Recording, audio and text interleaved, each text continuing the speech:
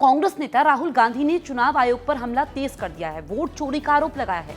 उन्होंने दावा किया कि 2023 के कर्नाटक विधानसभा चुनावों के समय हजारों कांग्रेस समर्थकों के नामों को एक सेंट्रलाइज्ड सॉफ्टवेयर बेस्ड ऑपरेशन के जरिए हटाने का लक्ष्य तय किया गया था।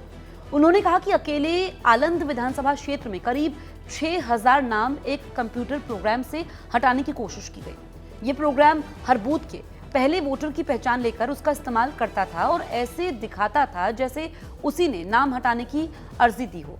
भारत में किसी मतदाता का नाम वोटर लिस्ट से हटाना इतना आसान नहीं है कि एक क्लिक में हो जाए।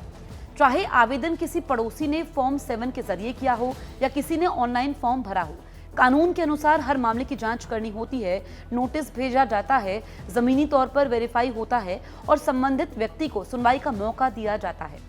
इन प्रक्रियाओं के बिना कोई नाम हटाना गैर कानूनी होगा। समझिए क्या है वोटर का नाम हटाने की पूरी प्रक्रिया। 1950 का जन प्रतिनिधित्व अधिनियम और 1960 के मतदाता पंजीकरण नियम ये तय करते हैं कि किसी मतदाता का नाम कैसे लिस्ट से हटाया जा सकता है।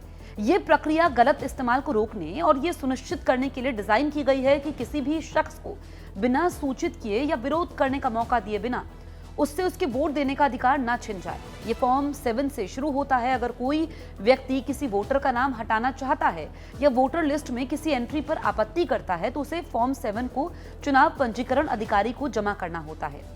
ये फॉर्म खुद वोटर भी इस्तेमाल कर सकता है अगर वो किसी दूसरे विधानसभा क्षेत्र में शिफ्ट हो गए हैं। इसमें निर्वाचन क्षेत्र का नाम, वोटर का एपिक नंबर, नाम हटाने का कारण और आवेदक का विवरण और हस्ताक्षर जैसी जरूरी डिटेल शामिल होती हैं।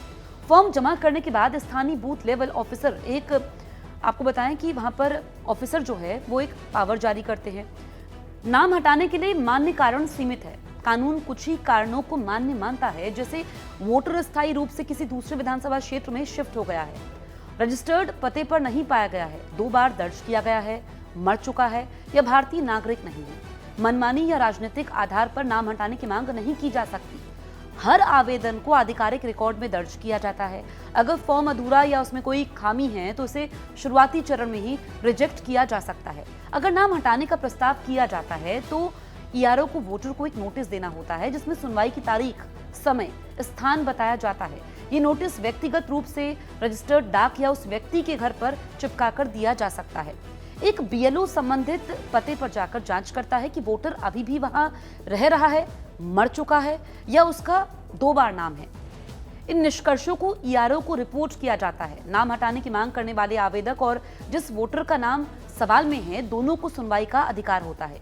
ईआरओ दस्तावेजों की मांग कर सकता है, व्यक्तिगत उपस्थिति की मांग कर सकता है और निर्णय लेने से पहले शपथ के तहत बयान भी रिकॉर्ड कर सकता है। फिर ईआरओ एक आदेश पारित करता है। साक्ष्य पर विचार करने के बाद ईआरओ या तो आवेदन को अस्वीकार करता है या नाम हटाने को मंजूरी देता है। अगर मंजूरी दी जाती है तो नाम अगले अपडेट के बाद लिस्ट से हटा दिया जाता है।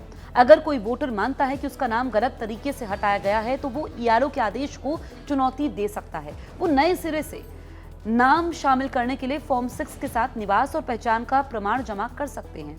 फॉर्म 7 आवेदन में झूठी घोषणाएं करने पर representation of the people act 1950 की धारा 31 के तहत दंडनीय है। क्या कोई पड़ोसी वोटर लिस्ट से आपका नाम कटवा सकता है? कानूनी तौर पर उसी विधानसभा क्षेत्र का कोई भी वोटर फॉर्म 7 भरकर किसी और का नाम हटाने पर आपत्ति दर्ज कर सकता है, लेकिन इससे वोट अपने आप डिलीट नहीं हो जाता। चुनाव रजिस्ट्रेशन ऑफिसर को नोटिस भेजना, जांच करना, सुनवाई करनी जरूरी है। इन प्रक्रियाओं के बिना किया गया डिलीशन गैर कानूनी है। झूठा आवेदन करना कानूनन अपराध है और सजा का प्रावधान है। राहुल गांधी के आरोपों की तरह फर्जी आवेदन दर्ज किए जा सकते हैं, लेकिन सिर्फ आवेदन करने से ही किसी का नाम वोटर लिस्ट से खुद ब खुद नहीं काटा जाता। अगर कोई प्रक्रिया को दरकिनार कर नाम हटाने की कोशिश करे तो वो अपराध माना जाएगा और इसके लिए सजा भी हो सकती है।